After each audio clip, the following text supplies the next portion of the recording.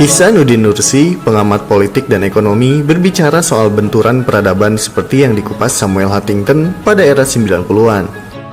Saat menjadi pembicara dalam dialog terbuka yang digelar di halaman Masjid Amanah, Buni Nagara, Kota Tasikmalaya, Sabtu 22 Mei 2021. Ihsanuddin menegaskan, inti dari benturan peradaban itu adalah benturan antara Islam dengan Barat. Menurutnya, untuk menjalankan agenda penghancuran itu yang dibidik adalah dua kekuatan Islam di Asia Tenggara, yaitu Indonesia dan Malaysia. Namun Malaysia mampu bertahan, sedangkan Indonesia tidak. Indonesia ambruk dikarenakan banyak pengkhianatnya. Kalau Malaysia bertahan, Indonesia ambruk.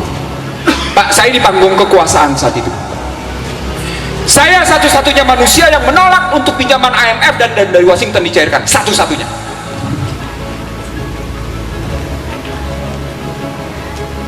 Ini sejarah, Pak. Saya tidak sedang menunjukkan siapa saya.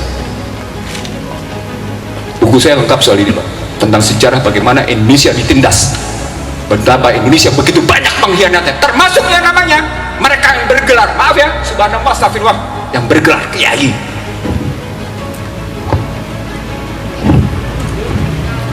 Sekali lagi, yang bergelar kiai sekalipun, saya tahu siapa.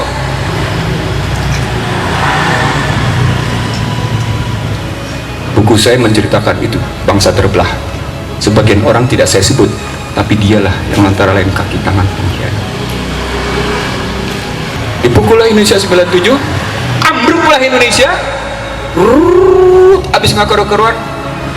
Saya bilang saat itu, kekuatan Indonesia cuma tinggal dua,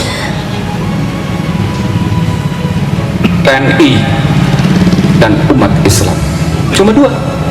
Itu kajian saya 97-98, bukan sekarang. Dipukul TNI-nya, kembali ke barak dengan istilah reformasi TNI, balik dia ke barak. Berarti cuma tinggal Islam.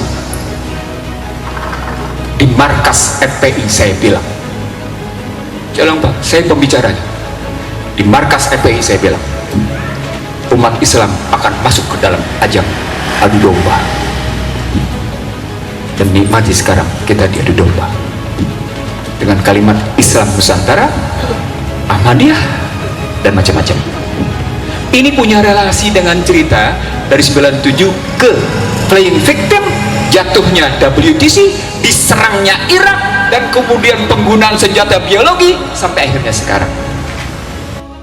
Dalam kesempatan ini, Ihsanuddin menyebutkan untuk keluar dari kemelut masalah yang membelit Indonesia selama bertahun-tahun, solusi yang harus dikedepankan adalah kejujuran dan konsistensi dalam menjalankan aturan-aturan agama. Ia menegaskan, selama pejabat dan masyarakatnya tidak jujur, Indonesia tidak akan bisa menyelesaikan masalah. Dan satu hal yang tak kalah penting namun sering dilupakan adalah soal riba. Menurutnya, agar Indonesia bisa keluar dari kemelut masalah adalah berhenti melakukan praktik riba. Hampir seluruh dunia tidak ada yang tidak terkena riba. Pak, kalau riba tuh gimana konstruksinya? Baca aja sendiri 275-279 Al-Baqarah, Pak. Buka sendiri, silakan. Bapak-bapak mau balik kan? Ibu-ibu mau balik, buka sendiri, silakan. Tapi poinnya adalah hebatnya Yahudi mendikte habis-habisan umat Islam seluruh dunia. That is COVID-19. Anda disuruh sholat berjarak, Anda dilarang sholat Idul Fitri, Anda dilarang sholat tarawih tahun lalu. Posisi saya jawab, kok gitu apa dong artinya? Inna sholati wa nusuki wa mayaya wa mati lillahi rabbil alamin. Lo bilang hidup lo mati lo untuk Allah, tapi sekedar menghadapi COVID aja ketakutan, padahal masjid tempat termulia. Kenapa mesti takut? Allahu Akbar. Nggak ada logikanya kalau lo memang mengucapkan akdun bi qalbinya benar. Pak, saya bilang sama Anda, saya begini sejak awal COVID. Mau nggak percaya? Buktikan. Silakan buka di online, di Suara Surabaya Net dan Rakyat Merdeka Online. Corona dan perang ekonomi. Sudah saya bilang, ini perang industri farmasi. Bego, cuman gua nggak bilang aja bego. Ujungnya nanti perang kripto. Lu mau didikte lo, Yahudi lagi kalah sama Cina, lu dijadikan alat. Tapi selain dia pukul Cina, dia pukul juga Islam sekalian. Nah, sambil dia bilang dia pukul Cina, dia pukul Islam, ketemu konstruksi besarnya, Kang. Apa konstruksi besarnya? Bapak sekalian, ini berkaitan dengan Islam yang ditulis sebagai teroris.